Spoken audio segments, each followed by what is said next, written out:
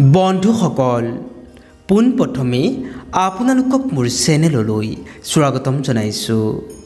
বন্ধুসকল কেনে আছে? আশা কৰোঁ নিশ্চয় ভালেই আছে চাগে। সদায় সুস্থ থাকক আৰু সবল হৈ থাকক। লগতে মোৰ এই নতুন নতুন ভিডিঅ'সমূহ উপভোগ কৰি গৈ থাকক। বন্ধুসকল আজি আপোনালোকৰ ওচৰলৈ বুদ্ধ পূৰ্ণিমাৰ এটি ভিডিঅ' লৈ উপস্থিত হৈছোঁ। বুদ্ধ পূৰ্ণিমাৰ ৰাতিপুৱা যদি এই এটা শব্দ শুনা পায় তেন্তে বুজিব যে আপোনাৰ ভাগ্য সলনি হৈ গৈছে। লগতে এই বুদ্ধ পূৰ্ণিমাৰ দিনটিত কি কৰিব লাগে আৰু কি কৰিব নালাগে সেই সকলোখিনি অৱগত কৰিম। সেয়েহে বন্ধুসকল আজি ভিডিঅ'টো অত্যন্ত গুৰুত্বপূৰ্ণ হ'বলৈ গৈ আছে। গতিকে স্কিপ নকৰাকৈ গোটেই ভিডিঅ'টো ভালদৰে চাই লওক, তেতিয়াহে সকলোবোৰ বুজি পাব। গতিকে পলম নকৰি জনোৱা হওক। বন্ধুসকল এইবাৰ বহাগৰ পূৰ্ণিমা বা বুদ্ধ পূৰ্ণিমা পৰিছে 12 মে সোমবাৰে, অৰ্থাৎ কাইলৈ। এই বুদ্ধ পূৰ্ণিমা অন্য পূৰ্ণিমাতকৈ অলপ বেলেগ, কাৰণ এই পবিত্ৰ দিনটোতেই ভগৱান বিষ্ণুৰ নৱম অৱতাৰ গৌতম বুদ্ধদেৱৰ জন্ম হৈছিল। গতিকে এই পূৰ্ণিমা বুদ্ধ পূৰ্ণিমা হিচাপে জনা যায় আৰু এই পূৰ্ণিমা ৰৈছে বিশেষ মহত্ব। এই দিনটোত বুদ্ধ ধৰ্মীয় লোকসকলে বুদ্ধদেৱৰ পূজা আৰাধনা কৰে আৰু হিন্দু ধৰ্মাৱলম্বী লোকসকলেও এই পবিত্ৰ দিনটোত ভগৱান বিষ্ণুৰ পূজা উপাসনা কৰে। সেয়েহে এই দিনটো অত্যন্ত পবিত্ৰ দিন হিচাপে ধৰা হয়। এই দিনটোত কৰা যিকোনো উপায় ফলপ্ৰসূ হয়। এই পূৰ্ণিমা সিদ্ধি সাধনৰ পূৰ্ণিমা বুলিও কোৱা হয়। গতিকে এই পূৰ্ণিমাত বিভিন্ন উপায় ৰৈছে, যাক কৰি ভগৱান বিষ্ণু ও দেৱী লক্ষ্মীৰ কৃপা লাভ কৰিব পাৰি। এই দিনটোত শুদ্ধ মনেও ভক্তিভাৱে ভগৱান বিষ্ণুৰ পূজা আৰাধনা কৰিলে শুভ ফল অৱশ্যেই লাভ হয়। গতিকে জানো আহক এই পবিত্ৰ পূৰ্ণিমাৰ দিনটিত কি কাম কৰিব লাগে আৰু কি কাম কৰিব নালাগে। বন্ধুসকল বিশেষকৈ এই পূৰ্ণিমাৰ দিনটিত যদি আপোনালোকে এই কাম কৰিব পাৰে তেন্তে ভগৱান বিষ্ণুৰ লগতে মা লক্ষ্মীৰ কৃপা আপোনালোকে অৱশ্যেই লাভ কৰিব, যাৰ ফলত আপোনালোকৰ জীৱনত চলি থকা বিভিন্ন সমস্যা, দুখ, কষ্ট, চিন্তা এই সকলোবোৰ দূৰ হৈ যাব। আপোনালোকৰ জীৱনৰ পৰা দুৰ্ভাগ্য দূৰ হৈ আপোনালোকৰ জীৱনত সৌভাগ্য লাভ কৰিবলৈ সক্ষম হ'ব। বিশেষকৈ এই পবিত্ৰ পূৰ্ণিমাৰ দিনা নিৰামিষ ভোজন কৰিব পাৰিলে বহুতো মংগল মনা হয়। এই দিনটোত দুখীয়া দৰিদ্ৰক দান কৰিব পাৰিলে পুণ্য প্ৰাপ্তি হয়। সন্ধ্যা চন্দ্ৰদেৱৰ পূজা প্ৰাৰ্থনা কৰিলে অত্যন্ত সুফল লাভ কৰিব পৰা যায়। বুদ্ধ পূৰ্ণিমাৰ দিনটোত পশু পক্ষীক কিবা অৱশ্যেই খাবলৈ দিয়ক, লগতে পশু পক্ষীক জল দান কৰক।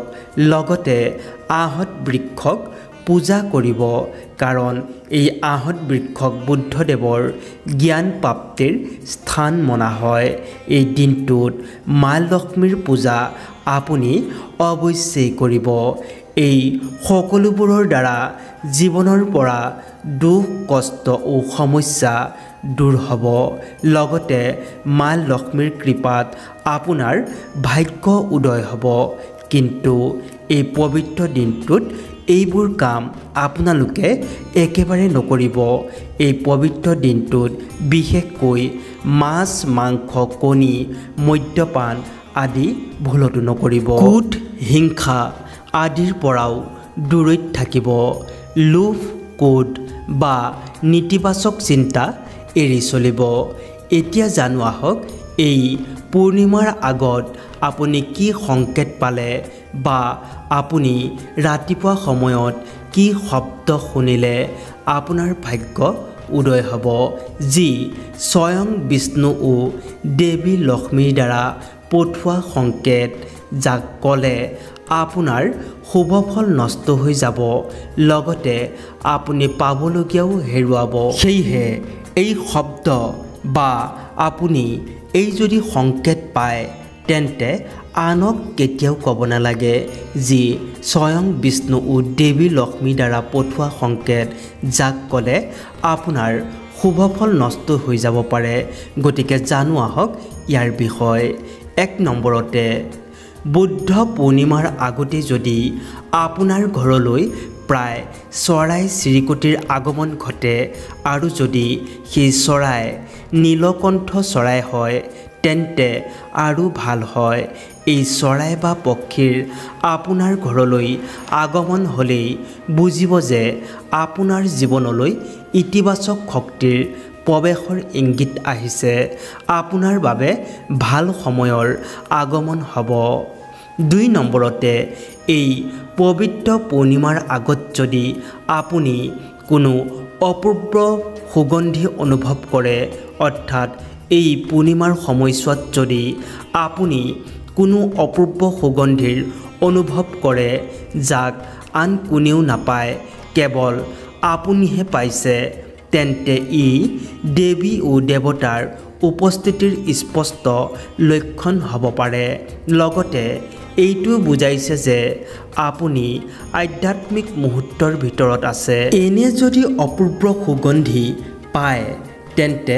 ভুলতো আপুনি আনক নক'ব ক'লে সকলো শেষ হৈ যাব 3 নম্বৰতে এই পূৰ্ণিমাৰ দিনটোত যদিহে কোনোবা দুখীয়া অসহায় ব্যক্তি বা কোনো ভিক্ষুকে কিবা বিচাৰি আহে তেন্তে ই ভগৱানৰ পৰীক্ষাও হ'ব পাৰে ই আপোনাৰ কৰ্মদ্বাৰ খোলাৰ ইংগিতো হ'ব পাৰে গতিকে এনে ব্যক্তি আহিলে আদৰ সাদৰ কৰি যি পাৰে সাধ্য অনুসাৰে দান কৰিব আৰু পাৰিলে অৱশ্যেই খুৱাই পঠাব ইয়াৰ ফলত আহিব লগা সময়ত আপোনাৰ দুৰ্ভাগ্য গুচিব আৰু জীৱনলৈ ভাল সময়ৰ আগমন হ'ব ইয়াৰ লগতে ব্ৰহ্ম মুহূৰ্তত যদি উঠি মন্দিৰত কোনো ঘণ্টা বা শংখ ধ্বনি নাইবা ভগৱানৰ প্ৰাৰ্থনা